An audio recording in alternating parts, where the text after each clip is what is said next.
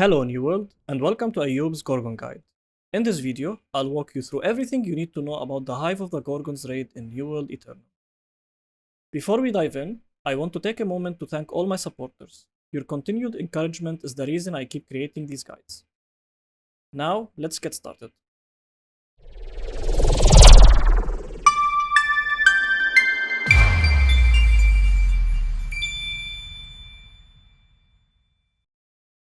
The Hive of the Gorgons is a 10-player raid located in the south of Cutlass Keys.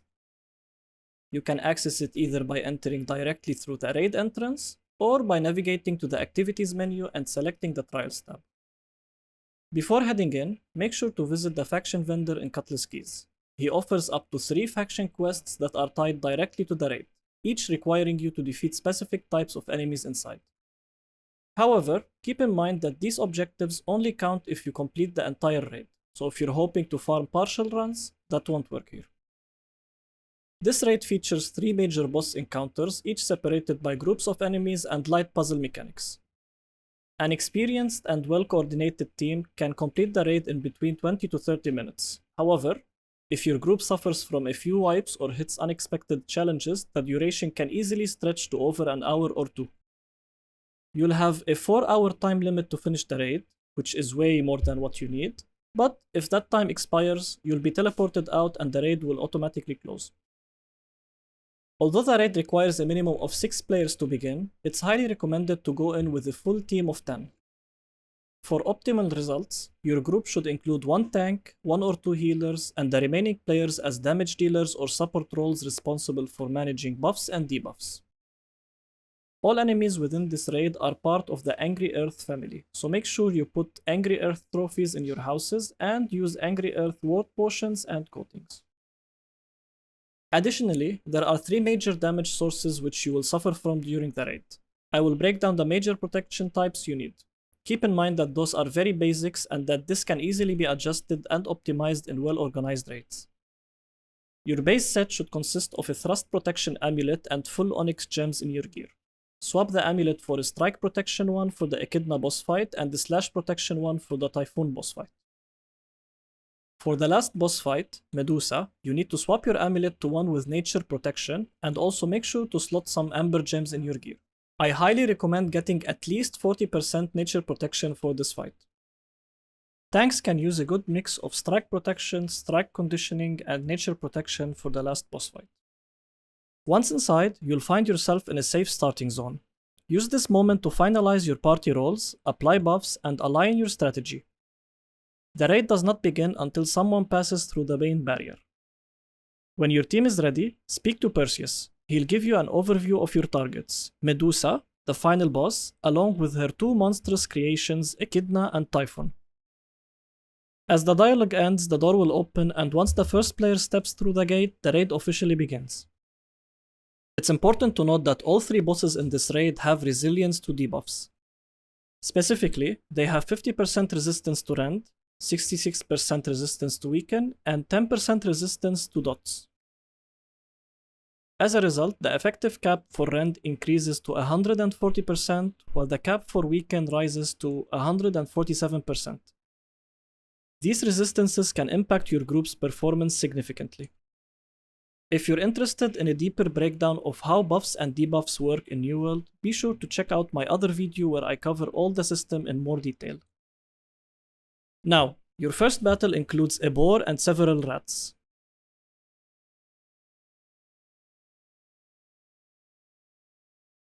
As you move forward, you'll encounter a named corvid accompanied by more rats and boars. This corvid shares the same attack patterns as normal ones, but hits much harder. Defeating this pack unlocks the door to the first checkpoint. Ahead, you will fight a few spiders that deal considerable damage, another corvid, and then face a surprise spawn consisting of a reindeer and 2 boars, followed by 3 additional corvids. Keep pushing through and you'll come across more trash mobs, and on your path, you might notice gatherable resources such as water mods. But these are just gatherables and have no impact on the raid. As you reach a curved stone archway, you'll face your second named enemy, a reindeer supported by 3 spiders, 2 boars, and a corvid. Defeating them allows you to move into the second checkpoint where you'll find more gatherables and yet another mix of spiders, corvids, and rats. Next is the temple area, which contains a major encounter. Inside, you'll fight two named enemies, one being a boar and the other a corvid.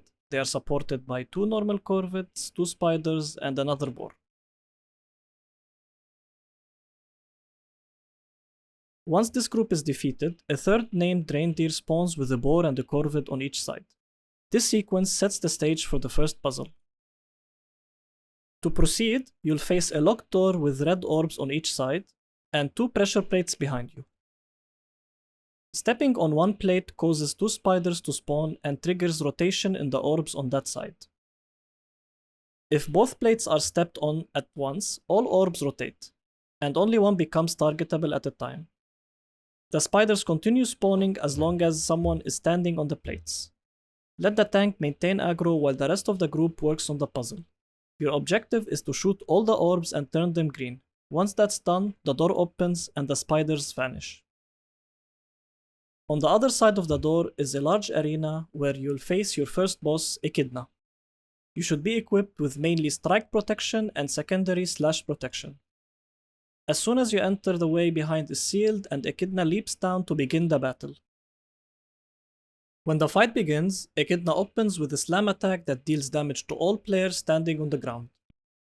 The hit registers slightly before his hand touches down, so timing your dodge early is important. Alternatively, you can block the attack to reduce the damage taken. After this initial slam, stone rubble will appear across the arena. A few seconds later, white stone pillars emerge from the ground at the locations where the rubble appeared. If you're standing on the rubble when a pillar spawns, it will launch you into the air and you'll land on top of it. Be cautious, as these pillars deal damage on contact. Echidna can destroy them immediately if he's lured into one. Pillars come in 3 different heights and you can mine them to make them shorter, allowing for easier access to higher levels. These pillars play a role in the damage mechanics of the fight. When close to the ground, you will be affected by a debuff called Threat Detected, which reduces your base damage by 70%. If you're standing on the lowest or mid-sized pillars, the debuff is less severe, showing as Threat Still Detected or Threat Barely Detected, reducing your damage by 60% and 40% respectively. Standing on the tallest pillars grants you a buff called In the Clear, which increases your damage by 10% and your stamina damage by 300%. Despite how tempting this buff may seem, it's still more efficient to stay on the ground and fight in melee range. With a well-optimized team utilizing rends, empowers, and weakened debuffs, melee groups will deal more consistent and higher damage overall, making the fight faster and smoother. One of Echidna's signature abilities is the rock projectiles. He roars, raises his tail, and summons rocks around him, then slams his tail to launch them outward. These projectiles deal strike damage and must be dodged, as blocking still results in damage taken. There is usually a safe zone where the rocks spawn that you can stand in to avoid being hit. Additionally, the tail itself causes significant damage, so avoid standing directly behind him. Another attack is the tail swipe. This move cannot be dodged and must be blocked. It is a wide swing that targets players around Echidna. Hitting the tail too often can cause this attack to trigger more frequently, so position yourselves at the sides to avoid provoking it. Echidna also uses claw swipes, which target the tank but may hit others standing nearby. These swipes often chain into a head stomp, which causes heavy stamina damage. It's best to dodge or grit through this move. Additionally, Echidna may perform a single head stomp that sends a shockwave across the arena, damaging all players. Another move is the claw stomp, where Echidna slams both hands forward and scrapes the ground. A variation of this is the claw scrape, in which he strikes to one side then scrapes across the ground. He can perform this with either hands. The melee bite is a close-range lunge where Echidna pulls his head inward and snaps forward to bite the tank. This attack has 2 animations, one is immediate and the other includes a slight delay before the lunge. After a few cycles of these attacks, Echidna will once again perform a ground slam. but this time, he launches obsidian crystals from his back across the arena. These crystals deal high damage on impact, and being hit by multiple can easily result in a kill. Standing near a spike applies the obsidian weakness debuff, which increases all damage taken by 40%. These spikes must be destroyed quickly. If left unattended, Echidna's tremors will trigger a spike-based thrust attack indicated by purple signs and vines erupting from the ground, severely damaging anyone nearby. If spikes land on a pillar, they cause the pillar to glow white and explode, damaging anyone touching them. Fortunately, these spikes are also destroyed in the process, so glowing pillars should be avoided and don't require manual cleanup. The boss will continue cycling through his abilities until he drops to 50% HP. At this point, he will move to the center of the arena, perform another ground slam, and begin a roar animation. This is the wipe mechanic. All pillars will glow and explode, instantly killing anyone standing on them. You should be in melee range during this phase to avoid this. If any obsidian spikes are still active at this point, they will also explode, dealing massive damage to all players. Even a single surviving spike can wipe the entire raid. If any player manages to survive, they'll still be affected by a damage over time effect. Always ensure the arena is completely cleared of spikes before pushing the boss past 50% HP. This is a free damage phase. With no pillars or spikes to manage, this is your moment to maximize damage output. Clump on the boss and unleash everything you've got. Once the roar ends, Echidna immediately summons another wave of spikes and introduces a new mechanic, the pounce attack. One player will see a white marker above their head, signaling they are the target. Echidna stands on her legs and leaps towards them. The impact deals heavy strike damage and the tremor affects everyone in the arena. While blocking helps, dodging is the safest method. She will leap 3 to 4 times with the final pounce targeting the player holding the aggro, which is usually the tank. After the pounce sequence, the fight returns to its earlier rhythm, but with 2 upgraded attacks. The rock projectile attack now lacks a safe zone, meaning everyone must time their dodges perfectly. Additionally, the claw scrape now launches rocks while scraping, adding extra danger to the move. After several attacks, Echidna will prepare for another wipe phase and after that summon spikes again. This time she will not pounce immediately. Destroy the spikes and prepare. From this point forward, the pounce attack occurs at the end of the phase rather than the beginning. It's important to note that Echidna can pounce on players even if they're standing on a pillar. If the pounce lands on you while on a pillar, you'll take full damage. However, if it lands on someone else, the damage won't reach you, though a section of the pillar may break. The boss will continue alternating through this rotation until you either defeat him or wipe. Throughout the fight, you'll notice a stamina bar below Echidna's health. Once it's depleted, he will fall on his side. Annoyingly, it is usually the side you are not on, and all players must immediately move to his exposed back and unleash as much damage as possible. During this phase, melee players attacking from the back will receive a special buff called She's Exposed, which grants 200% unclamped empower.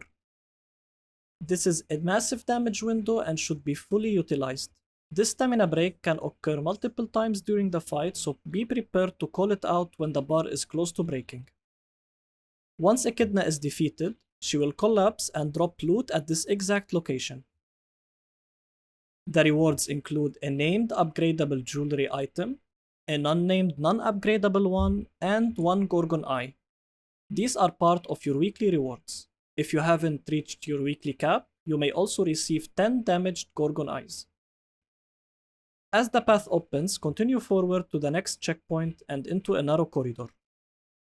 The moment you enter, one of each enemy type will spawn, with the wolf acting as the named elite. Once cleared, head up the stairs where more trash mobs await. It's important to defeat every enemy in this section, as the door to the next area won't open unless all mobs are eliminated. For those interested in lore and collectibles, there is a journal page tucked away in the corner of this section. This is the first of 3 hidden throughout the dungeon, and I'll point out the others as we progress. After dealing with the mobs and activating the checkpoint, a massive door opens up into a large outdoor zone. Here, you'll see several clusters of enemies spread out across the area. On your left is a named wolf, across the lake is a named boar, and near the far stairs is a named reindeer.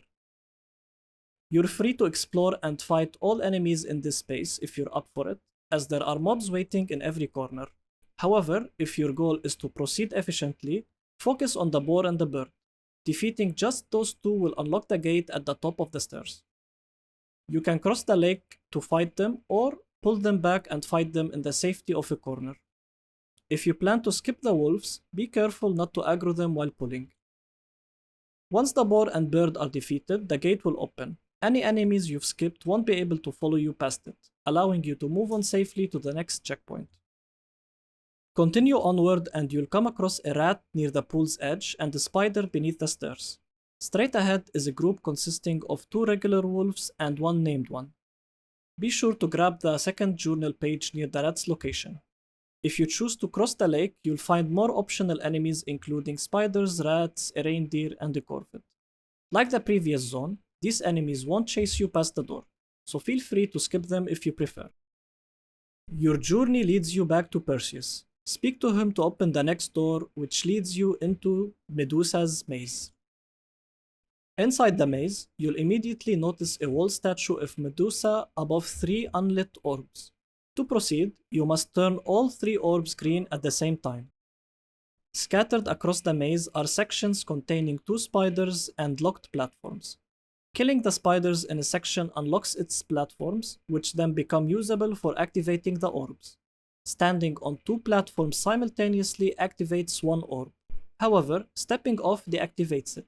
That means you'll need to kill all 6 spiders and have players standing on all 6 platforms at the same time to progress. Sounds simple, right? Not quite. Roaming the maze, there are 2 deadly Medusa clones. They cannot be damaged or killed, but they can absolutely kill you. Their attacks include a devastating gaze beam that can shred your health almost instantly, and a rush attack with deadly claws that hurt even more than the actual raid bosses. Fortunately, the gaze beam doesn't pass through walls, so use the environment to your advantage by hiding behind structures. To handle the mechanics, most groups assign 1 or 2 players to kite the Medusas while the others kill the spiders and prepare the platforms. There are multiple strategies here. You could split into groups, clear all spider areas, and then assign players to each button. Or you can move as a team, kill spiders 1 section at a time, and leave 2 players on the buttons as you go. There's a square room in the center of the maze that serves as a great kiting area for 1 Medusa. The second Medusa can be led to either the bottom left or top left section and kept busy in a game of hide and seek. Once all 6 platforms are activated simultaneously, the gate opens and the Medusas will no longer be a threat. Their gaze and claw attacks do not pass beyond the door, so you're safe to move on. Continue up the path to another checkpoint. Just beyond this entrance, you'll come across several stone pillars surrounding a peculiar flower-like creature standing ominously in the center. That not-so-charming flower is Typhon, your second wolf boss. Typhon can either be the easiest or the most punishing boss in the Hive of the Gorgon, and it all depends on your team's damage output. This is a true DPS check. The more damage your group deals, the easier and shorter the fight becomes. But if you're lacking in power or coordination, the fight will drag on and punish you hard. For best results, ensure your team has a strong composition focused on rend, weaken, and empower effects. These mechanics will play a major role in controlling the flow of the encounter. As soon as you approach Typhon, both the entrance behind you and the path forward will be sealed off, dividing the arena into 3 sections. This marks the beginning of a 3-phase fight. Typhon is highly mobile and frequently changes direction, so it's crucial for the tank to maintain aggro and keep the boss facing away from the rest of the team. Everyone else should position behind him to avoid frontal attacks, though be warned, Typhon jumps around a lot. One moment you're behind him, and the next he's behind you ready to strike. Typhon's attack deal a mix of slash, thrust, strike, and nature damage. For the DPS players and the tank, the majority of incoming damage will be slash damage. On top of that, every one of his attacks applies an undispellable bleed debuff, even if you block it. So your best strategy is to avoid as many attacks as possible. Fortunately, Typhon pauses slightly between moves, giving you chances to recover stamina between dodges. Most of Typhon's base attacks are variations of close wipes, primarily targeting the front of his body with slash or thrust damage. Staying behind him is generally safe, but you must remain alert as his mobility means you're never really truly safe for long. Typhon has 3 distinct vine-based attacks. The first is the simplest. He howls and vines begin growing at the edges of the arena. Shortly after, red warning lines appear across the floor. When these lines meet, that section of the arena erupts in nature and thrust damaging spikes. This attack can affect the left, right, or center section randomly, so the tank should lure Typhon away from the active zone to ensure the team has space to safely attack. The second vine attack is Grasping Thorns. Typhon leaps backward and slams the ground, sending vines crawling forward in a straight path. These vines trap players on contact, holding them in place with damaging spikes. You must destroy the vines to free yourself or a teammate who got caught in. The third vine mechanic targets 2 players with red circles under their feet. These circles stick 3 times, each triggering a damaging vine eruption from the ground. If you're targeted, move away from your teammates immediately. A straight line sprint is often enough to escape safely, but be careful not to panic dodge and run out of stamina. Getting caught with grey stamina will leave you too slow to escape the tick. Another move is Scent of Blood. Typhon jumps and slams the ground in front of him, damaging anyone in a rectangular area and spawning spikes.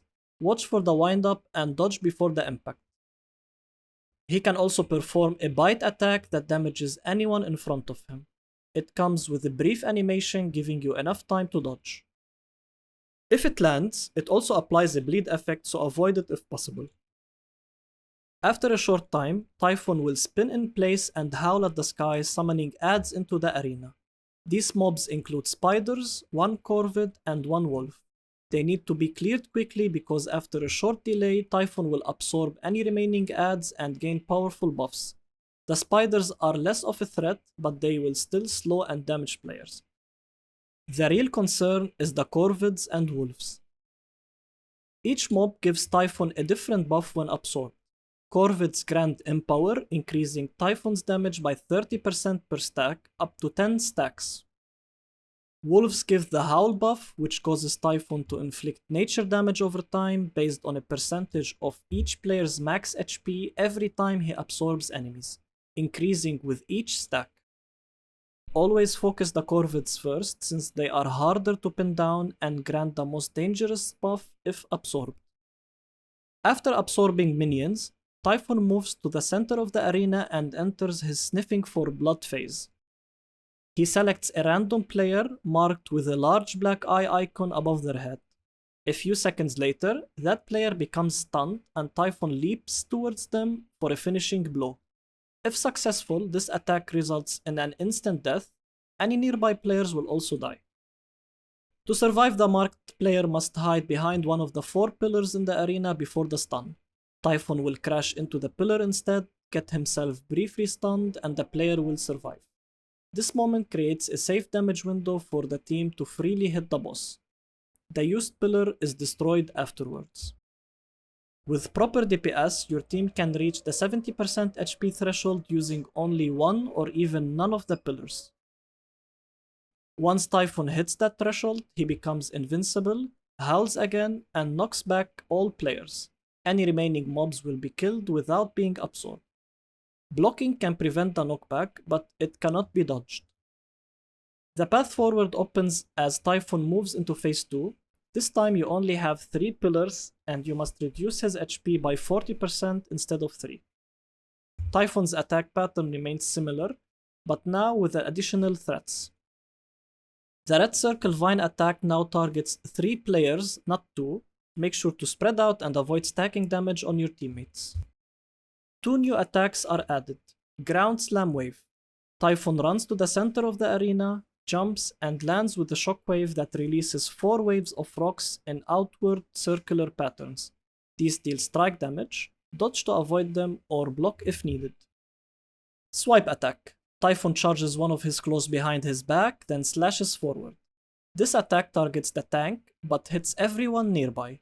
It becomes especially dangerous if Typhon has Howl stacks, as it grants him 30% lifesteal per stack for this attack. Avoid getting hit at all costs. Summons during this phase include one bird, one wolf, and a third ad, which can be either. Make sure to take out the corvids first, then the wolf to prevent stacking buffs on the boss. After taking another 40% of his health, he phases out again in the same invincible fashion. Now in the final section of the arena, you're left with only 2 pillars and 30% HP to burn through. The mechanics escalate once more. The red circle vine attack now targets 4 players, making positioning even more crucial. Typhon now summons 2 corvids and 2 wolves when calling ads. Aside from that, the fight continues much like the earlier phases, rotating through his full suite of attacks until you either defeat him or fall. Hopefully, your damage is enough to beat him before all the pillars are gone and you start losing teammates one by one. If your team is successful, Typhon will collapse and your rewards will drop at his location.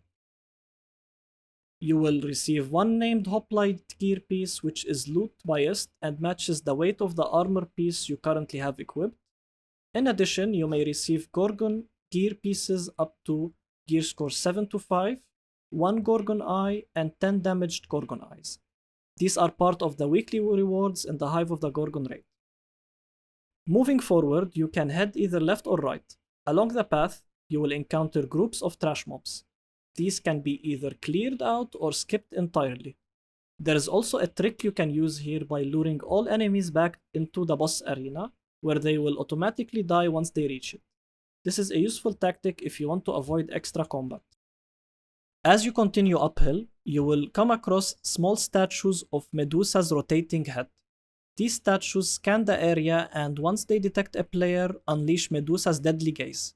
Anyone caught in the beam will be petrified and take continuous damage for a few seconds. Without healing, you will likely die before the petrify effect ends.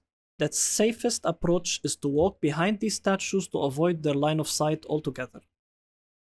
At this point, 2 new types of enemies are introduced. The first is a gorilla that rolls around the arena and smashes anyone in its path. The second is an elephant that uses powerful AoE attacks and knockbacks. From this point onward, it is strongly recommended to focus on the elephant first whenever one appears, as it poses a major threat. You can lure nearby enemies toward the shrine and deal with them there. Afterward, you will come across a named wolf, more trash mobs, and another elephant. There is also a Medusa statue in this area, so the best strategy is to pull everything downhill, out of the statue's range, and fight them safely. Focus on the elephant first, before handling the remaining mobs. Eventually, you will reach another fork in the road.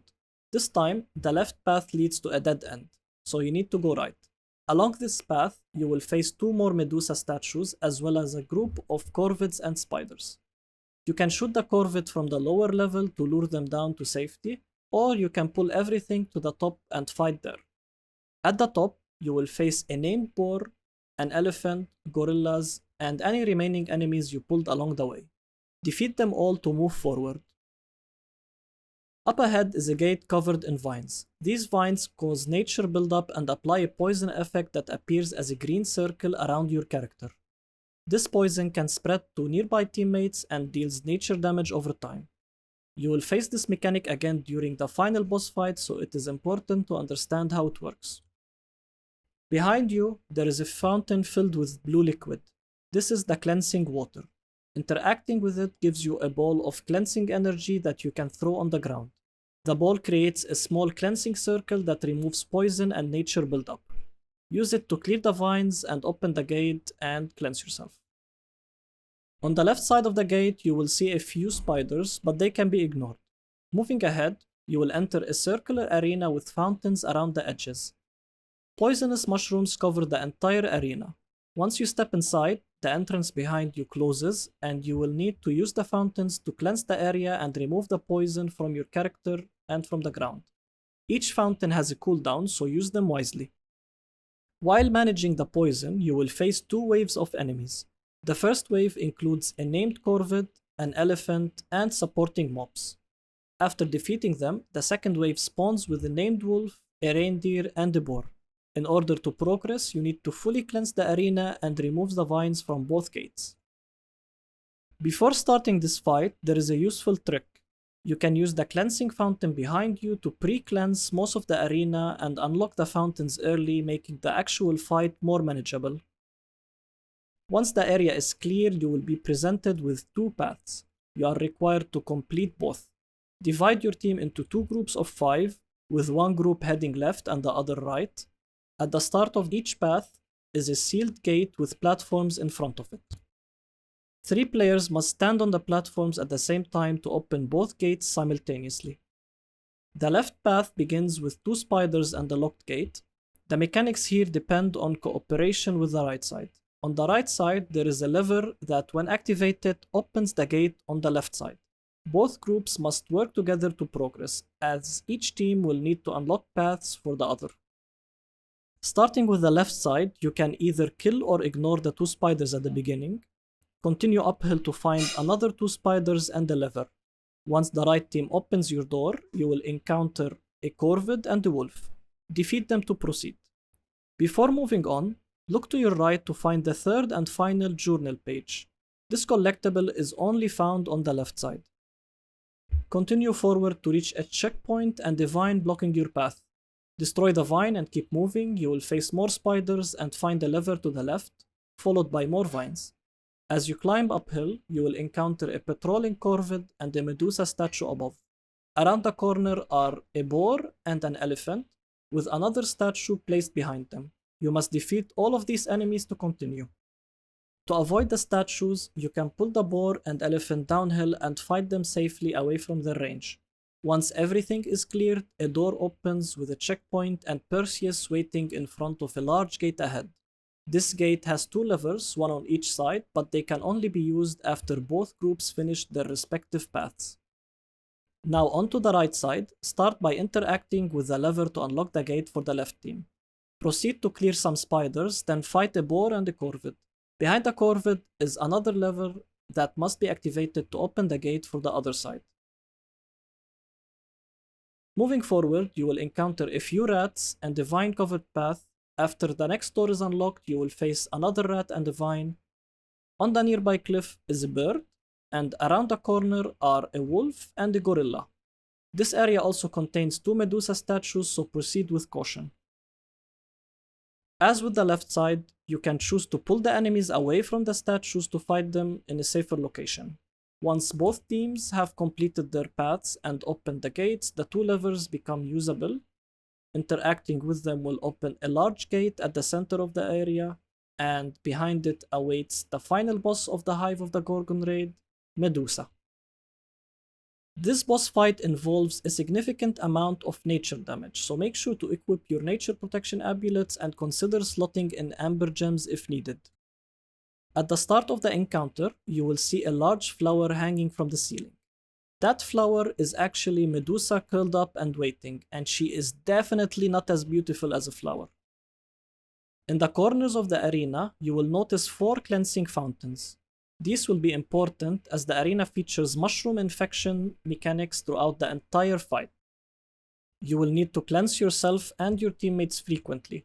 If this is your first time attempting the raid, it is highly recommended to play with a ranged weapon. The fight is much easier from range than melee.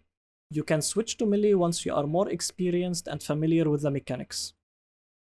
Before the fight begins, take note of the 3 hanging ceiling flowers in the arena. These flowers start off dormant, but they will bloom several times during the fight and gain a health bar. When they bloom, you must prioritize destroying them. When active, each flower can either fire 3 projectiles that spawn barbs where they land or release a white smoke. The projectiles deal damage on impact, and the barbs they create will apply a bleed effect if touched.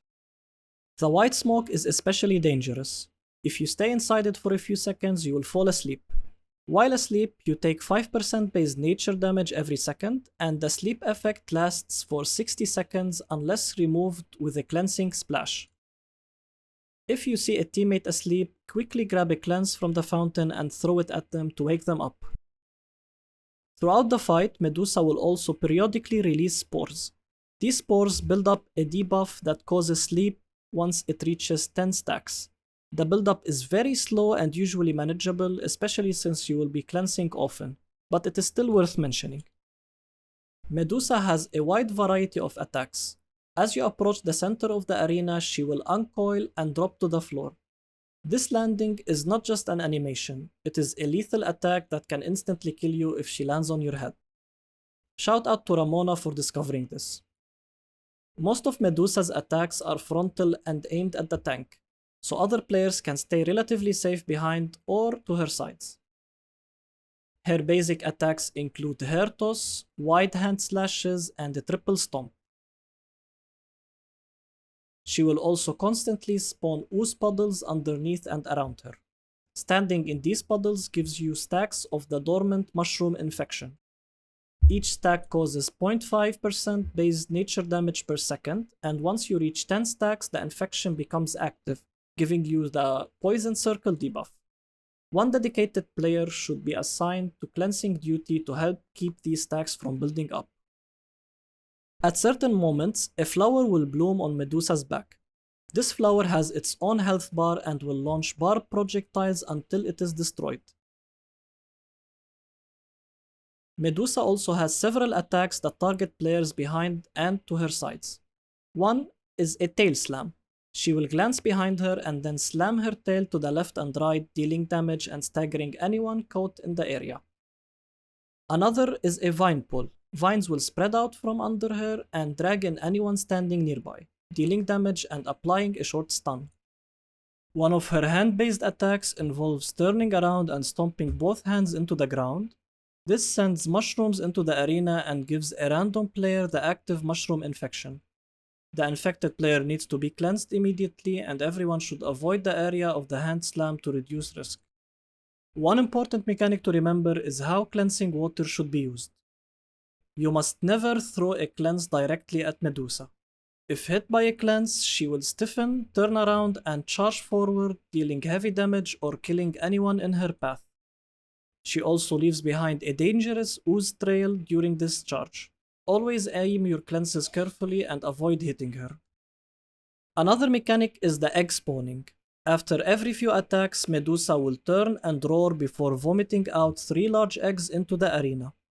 These eggs spawn on the ground with 50% health and slowly regenerate until they hatch. If allowed to reach full health, they will hatch into a random mob from any enemy type in the raid. This can include rats, spiders, corvids, reindeer, boars, wolves, elephants, or gorillas. Imagine vomiting your own creations into existence. Anyway, each egg has a high HP and is extremely tanky, but they take 70% more damage from slash and strike attacks. This makes weapons like greatswords and hatchets ideal for destroying them quickly. Sometimes the eggs will hatch on impact, meaning you will have to fight the spawned mob.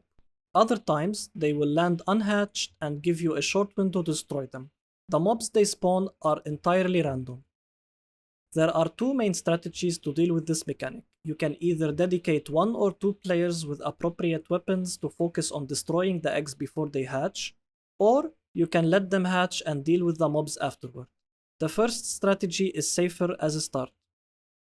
When Medusa reaches 40% HP, all fountains are blocked and she adds a new ability to her rotation.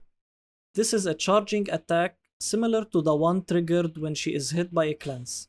She will turn around, then rush in a random direction, leaving behind an ooze trail. She continues to use this charge at intervals for the rest of the fight. You still need to avoid hitting her with a cleanse during this phase, because that will trigger an extra charge. To restore access to the cleansing fountains, your team must damage them. Once all fountains are cleared, you can resume cleansing as normal. However, from this point on, one random fountain will periodically become blocked again. You will need to damage it if you want to use it. The fight continues with all of the mechanics in play until Medusa is finally defeated. There is a lot to manage in this encounter, so here is a quick summary of what to focus on. Keep cleansing consistent. Destroy eggs quickly using slash or strike weapons. Kill the ceiling flowers when they bloom. Avoid the white sleep smoke and be prepared for the charging attack. If your group can handle those, the fight is manageable. When Medusa falls, the raid is finally complete. She drops one named upgradable hoplite weapon, usually with the fixed perks Disdained Infliction and Keenly Jagged. You will also receive one non-upgradable Gorgon weapon up to gear score 7 to 5. Both are loot biased to the weapons you have equipped. In addition, she drops 2 Gorgon eyes and 20 damaged Gorgon eyes. Weekly raid completion rewards include 1000 gold, 10,000 faction tokens, 500 Azoth, 1 extra Gorgon eye, an Azoth inductor, and 3 chromatic seals, as well as 10 Gorgon tokens. You have a chance to receive one of the Gorgonite schematics, which are used to craft 7 to 5 gear score weapons, or gear with 1 locked perk and no crafting level requirement. If this is your first time completing the raid, there is a one-time quest available in Cutlass Keys. Completing the quest by collecting 3 items from inside the raid and finishing it will reward you with a coconut and 2000 doubloons. If you found this video helpful, remember to like and subscribe. Feel free to ask any questions in the comment section below. See you in the next video. IchBinAyoub.